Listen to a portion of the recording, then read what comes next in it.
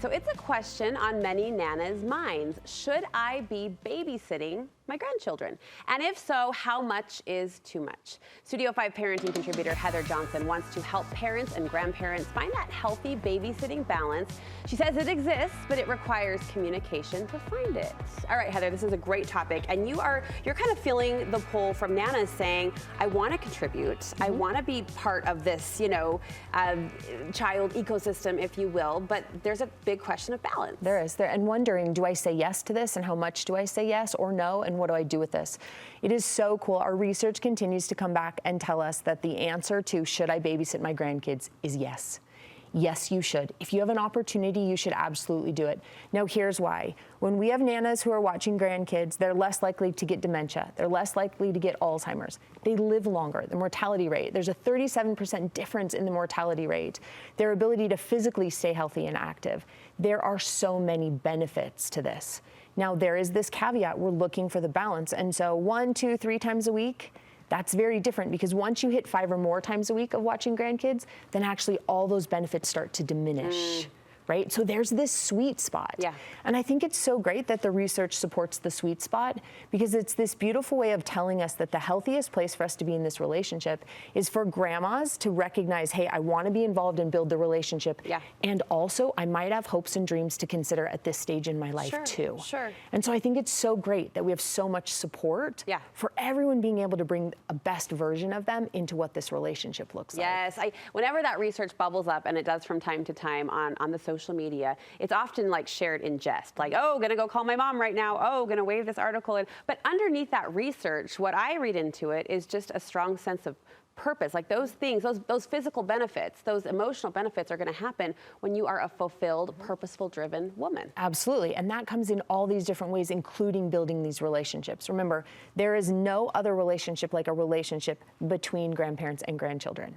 Nothing else mimics that. And so if you have an opportunity, you can go because you want to do it. You can go because the research says it's good for your health and for your relationships. But either way, find a way. Find a way to spend time with, babysit, and work together with grandchildren. All right, and you do want us, though, to pay attention to that research. That has value, that has wisdom. You also want us to ask the good question. What is that question? That really good question is we want to be asking ourselves, because remember, we're trying to negotiate as parents who are kind of overseeing our children, right, these grandchildren and grandparents, how can we bring these things together? So to be able to ask, okay, how can we build a relationship between grandparents and grandchildren and also attend to needs? So this is saying we want to build this relationship, and then what would the needs look like? Is it that I need someone to watch my kids every Saturday so I can go on a date because I don't have anyone else to do it? It's asking, here's the need, and how can we build the relationship, and how do we build that together? And you can present that together, or present that way in your mind first, and think it through. Now, on a grandparent standpoint, they're going to want to do the same thing. I want a relationship with my grandchildren, and also, what are some of my needs? Right? What are some of those things that I have goals and hopes and dreams for right now in this stage of life? This good question allows there to be balance. Remember, we want to stay balanced in this. That's what we know is best instead of imbalance. The research too, and that's why it's so important. If you're a parent, knowing that research, it should put you in a position where you're not over asking or overburdening your grandparents. Right? And if you're a grandparent, it should give you that space to say, you know what? I can say no if it's too much.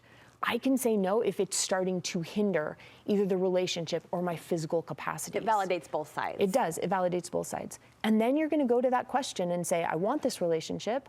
And also, what are the needs going on right now? And again, we have a place of balance. That's what we're trying to do.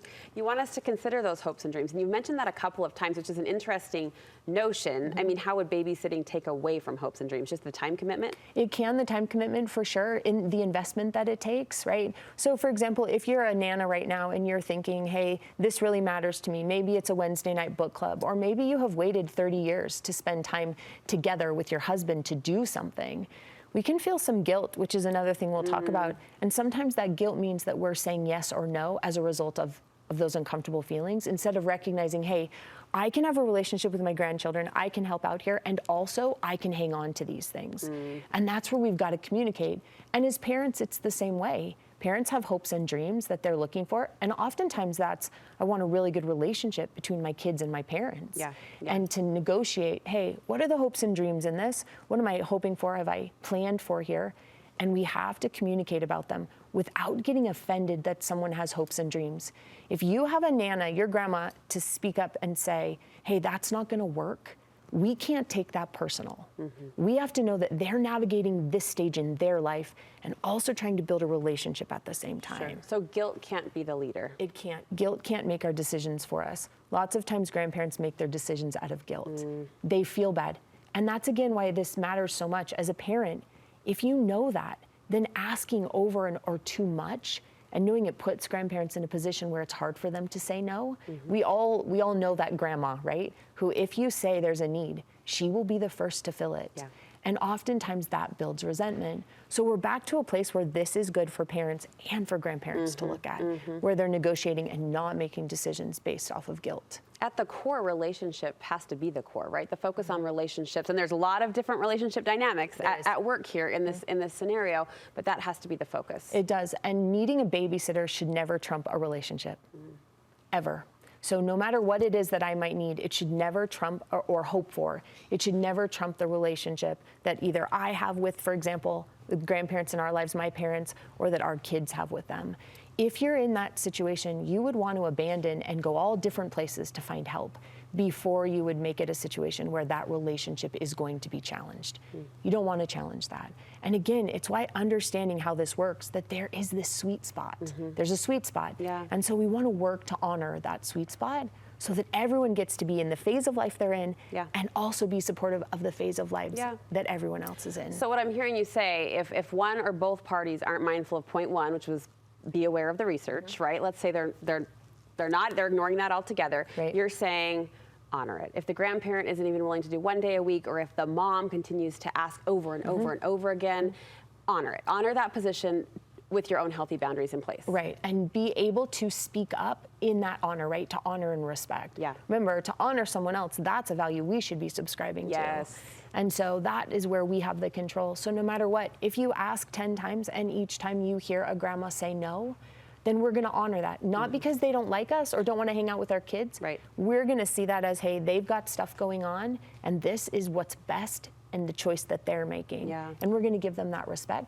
Just like I'm sure that there's nanas who would do anything to watch their grandkids more, who would love more involvement and don't have that opportunity either. And make sure that they don't make that about them, but instead they recognize, hey, this is how they've chosen to do things in their family. It doesn't have anything to do with my willingness and to see things that way. And finally, quickly, express the non-negotiables. You say there are some hard lines that should just be put on the table outright. There are, and these are things that often happen when babysitting is going on or when we're planning these type of things. Like, again, for example, if you're a grandmother and you have something every Friday morning that you do, you would want to express that's a non-negotiable. So you can tell them, I'd love to watch the kids on Thursday or Tuesday, but Friday's off limits. For parents, oftentimes these non-negotiables with grandparents are things like they always have to be in a car seat or nap time. Please honor and respect nap time.